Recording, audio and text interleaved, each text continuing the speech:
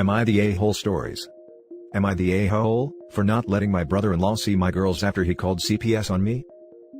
I, female 33, lost my husband in an accident and he passed away shortly after he arrived at the hospital. We have two girls who are 9 and 5 and it's been very devastating and very difficult to be taking care of them while going through these tough times. My mom would help a lot and I'm so thankful for that. My in-laws have been keeping to themselves, but my brother-in-law would visit often to see the girls. He has always wanted kids on his own, but hasn't been able to because his wife has medical issues. He treats my girls well, and has been generous, but treats me poorly and makes comments and criticizes my parenting often. He implied he wanted to be their guardian, but I told him no. He started demanding I bring the girls over to my in-laws' house, and would get upset when I tell him I have work. He'd claim I'm clearly not taking care of the girls and not fit to be a single parent. We got into a huge argument, after I told him I no longer will be welcoming him into my house because of his behavior, and he then reported me to CPS, after I refused to let him into my house. He claimed that I'm not taking good care of my girls' needs / refusing to let them see their grandparents / being busy with work, and other things I don't know about. I had to deal with CPS once then after they did a surprise visit, and thank goodness it went well, although I was told to deal with some issues that are normal in every family. I told my in-laws about what my brother-in-law did, but didn't do anything. His wife was the one who told me eventually.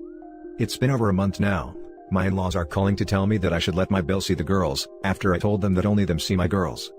I refused to let him see the girls after what he did, and the disrespect he's shown, but my in-laws are pressuring me saying these are their granddaughters, and I have no right to act like this just out of spite. Edit to say that the issues I'm dealing with are trying to balance my working hours with the time I spend with the girls.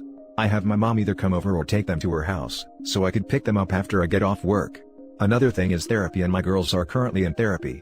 I'm trying to take it slow, but it's just so overwhelming and then to have to deal with my brother-in-law's behavior is just a lot for me and there isn't anything more I want than to spend time with my girls, but I have to work since no one is willing to help with anything.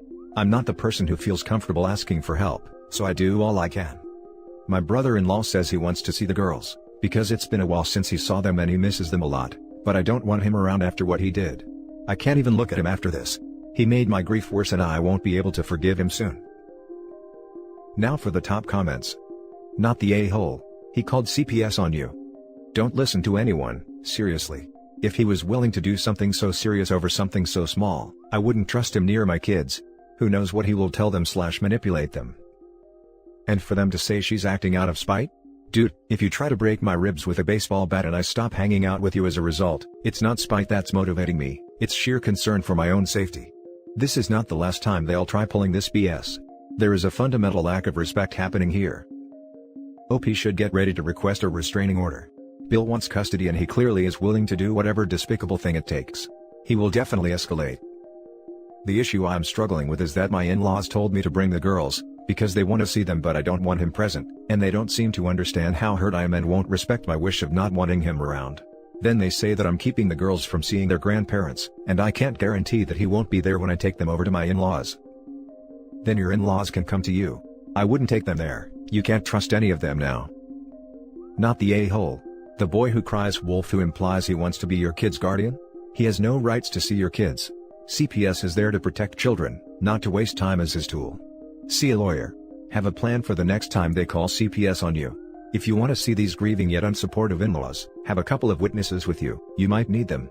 Consider visits in a neutral setting. Your house is your house. Keep it safe. Do not let the kids anywhere near the bill. Only let them see the parents-in-law when supervised by yourself and trustworthy witnesses. Document any and all communication from Bill harassing you and demanding to see them.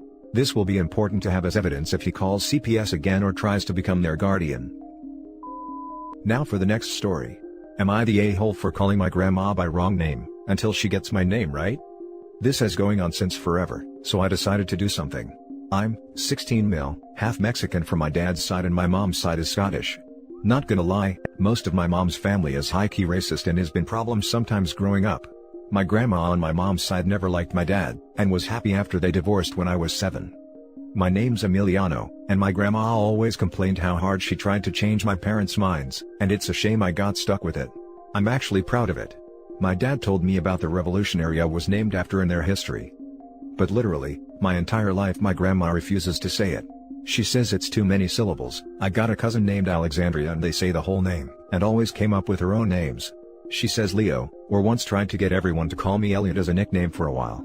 Obvious my mom's family was for it, but my dad refused it because it's not my name. It's always the same thing when I see them. She'll call me Leo or whatever. Even when I correct her, she says it's not a big deal and keeps calling wrong name. I told my mom I don't like it, but she always says I'm just not gonna change her mind and no point in fighting it. So, I decided if she's not going to want to call me by my actual name, I'm not going to call her grandma or say her right name. It's stupid, I know, but it's bothering me more that she doesn't care, and all my other cousins she says their name's fine, no nicknames.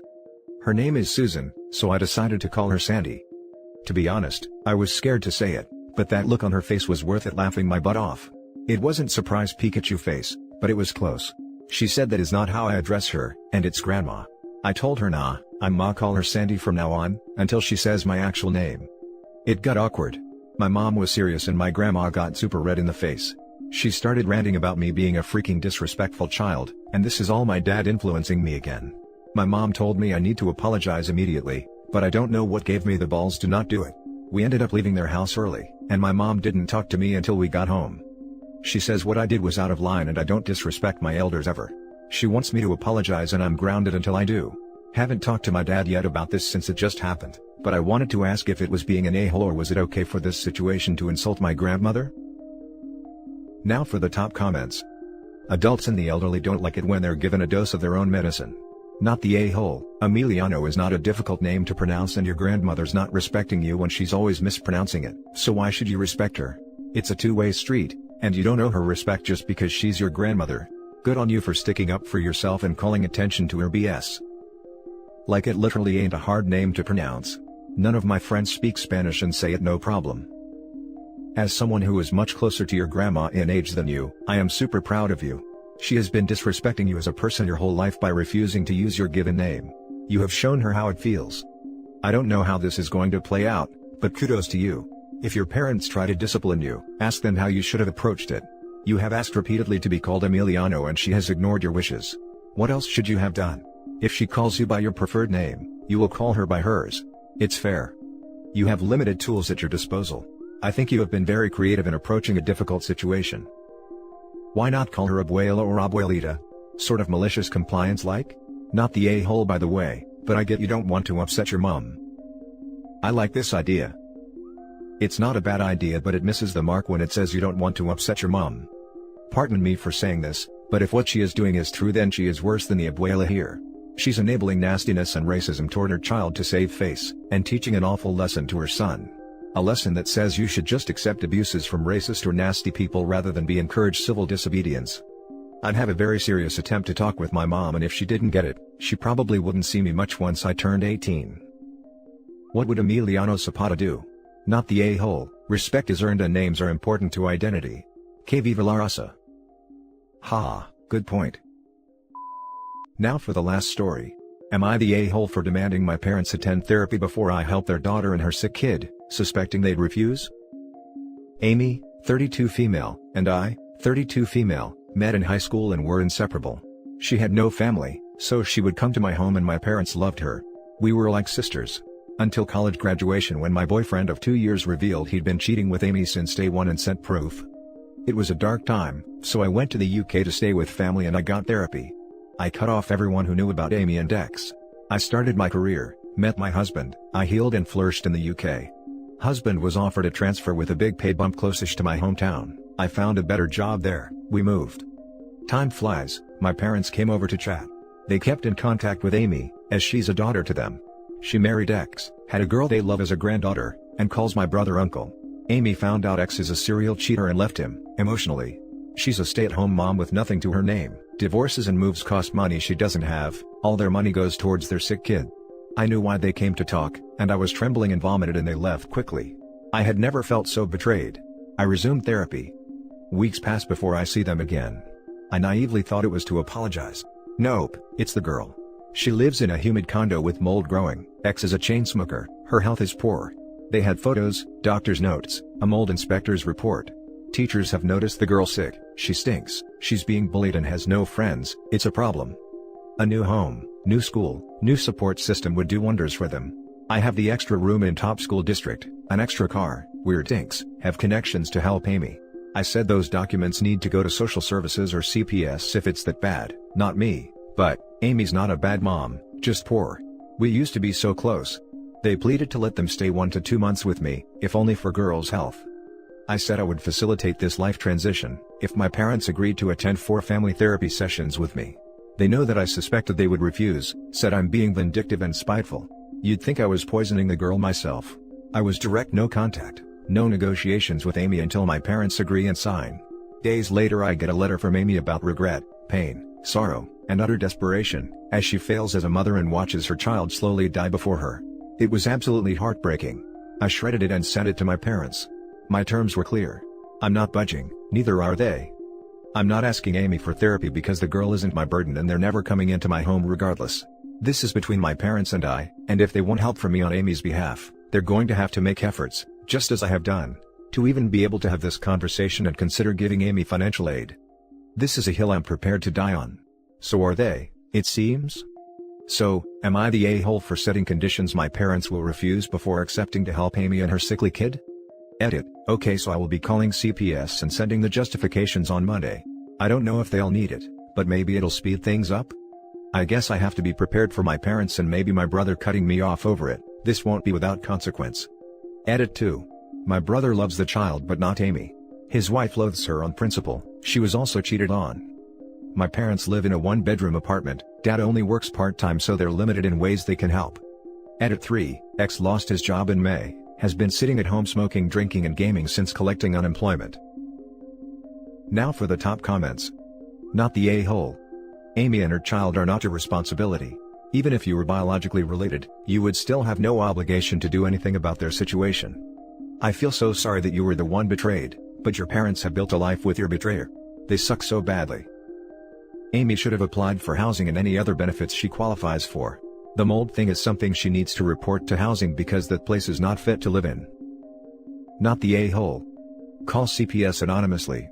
They can connect Amy with resources to help her. Amy messed up and you don't owe her anything. You don't owe your parents anything either. But, that little girl is going to be a casualty of the war on the hill you all are willing to die on.